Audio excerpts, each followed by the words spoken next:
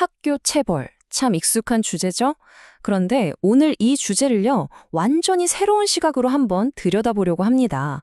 한 철학자가 체벌 금지라는 사건이 우리 사회에 어떤, 정말 예상치 못한 나비 효과를 가져왔다고 분석하는데요. 과연 어떤 이야기일지 지금부터 같이 한번 따라가 보시죠.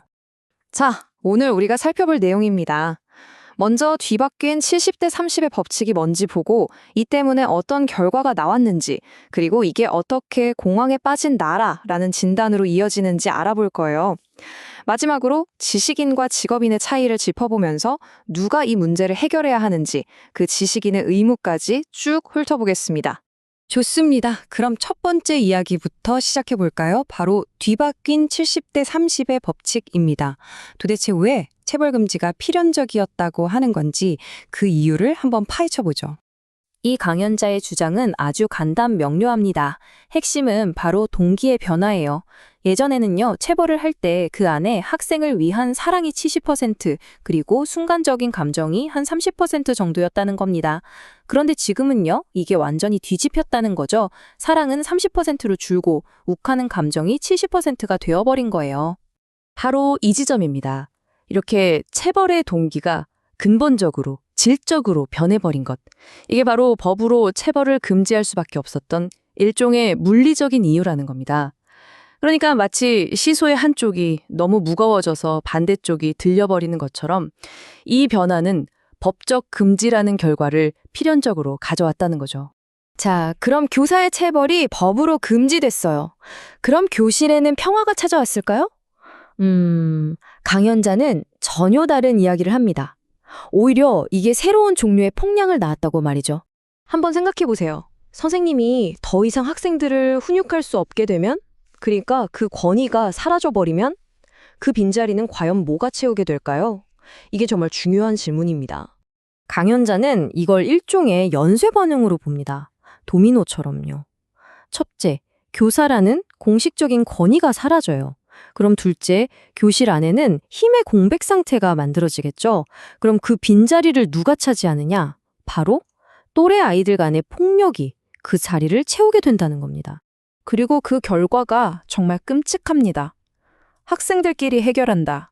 서로 때리는데 맞는 학생은 왜 맞는지조차 모른다. 이 말이 핵심이에요. 예전 선생님의 체벌은 적어도 왜 맞는지 이유라도 했었잖아요.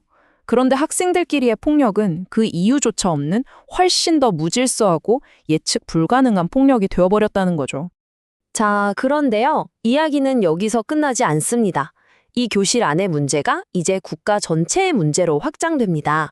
강연자는 이 현상을 우리 사회 전체가 겪고 있는 어떤 병의 축소판으로 보고 있어요. 그의 진단은 정말 충격적입니다. 이 문제가 이제는 국가적 전염병이 되어버렸다는 거예요. 교실에서 시작된 바이러스가 사회 전체로 퍼져나갔다는 거죠. 그가 보는 우리 사회의 증상은 이렇습니다. 만연한 공황장애, 그리고 국가적 우울증, 그러니까 젊은 세대부터 나이 드신 분들까지 사회 전체가 뭔가 모를 불안과 무기력에 빠져 있다는 진단인 거죠. 대체 왜 이렇게 된 걸까요? 그 원인 중 하나를 바로 교육 현장에서 찾습니다. 교사들이 더 이상 학생들을 이끄는 교육자가 아니라 그냥 월급을 받는 직장인이 되어버렸다는 겁니다.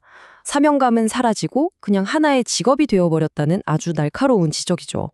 그렇다면 이 심각한 사회 문제, 대체 누가 해결해야 할까요? 여기서 강연자는 문제 해결의 열쇠를 쥔 사람들을 두 부류로 딱 나눕니다. 바로 지식인과 직업인입니다. 그가 말하는 해결사는 바로 지식인입니다. 근데 여기서 말하는 지식인은요, 그냥 학위가 높거나 책을 많이 읽은 사람이 아니에요. 중요한 건 의무입니다. 내 개인적인 이익이 아니라 우리 사회 전체를 위해서 새로운 길, 새로운 패러다임을 연구하고 제시해야 할 의무가 있는 사람, 그게 바로 지식인이라는 겁니다. 보시면 이 둘의 차이가 명확하죠. 지식인은 동기가 공공의 선이고 행동은 연구와 해결입니다. 반면에 직업인은 동기가 뭐죠? 바로 월급 같은 사리사욕이고 행동은 자기 자리를 지키는 지위 유지에 그친다는 겁니다. 그러면서 그 대표적인 예시로 정치인을 딱 꼽습니다. 왜 정치인이 직업인의 대표 예시냐? 한번 보세요. 국민을 위한 법안보다 자기들 월급 올리는 법안에 먼저 투표하고 대중에게는 좋은 일이지만 자기한테 조금이라도 손해가 될 것 같으면 망설이죠. 결국 국민들이 분노하는 그런 이기적인 타협을 하고 만다는 겁니다. 이게 바로 직업인의 모습이라는 거죠. 자, 그럼 이제 마지막입니다. 이렇게 문제 진단이 끝났으니 이제 해결책이 나와야겠죠? 강연자가 제시하는 해법, 바로 지식인의 의무입니다. 한마디로 행동하라는 거죠. 그의 주장은 아주 단호합니다. 지식인들이 자기 할 일을 하지 않으니 세상이 이 모양이 꼴인 것이다. 결국 이 모든 사회 문제의 근본적인 책임은 바로 행동하지 않는 지식인들에게 있다는 거예요. 그들의 침묵이 이 혼란을 만들었다는 아주 강력한 비판입니다. 그래서 지식인들이 해야 할 일, 그 의무를 이렇게 3단계로 제시합니다. 첫째, 더 이상 사회 탓, 남 탓하지 말고 책임을 스스로 져라. 둘째, 앉아서 불평만 하지 말고 해결책을 연구해라. 그리고 마지막으로 가장 중요한 거죠. 대중이 쉽게 이해하고 따라올 수 있는 새로운 패러다임, 새로운 길을 보여주라는 겁니다. 결국 이 모든 이야기를 관통하는 마지막 질문은 이겁니다. 지금 우리 사회의 문제가 과연 규칙이 없어서일까요? 아니면 우리를 제대로 이끌어줄 진정한 리더가 없어서일까요? 단순한 체벌 문제를 넘어서 우리 시대의 리더십이란 무엇인지 다시금 생각하게 만드는 아주 묵직한 질문을 던지면서 이 이야기는 끝이 납니다.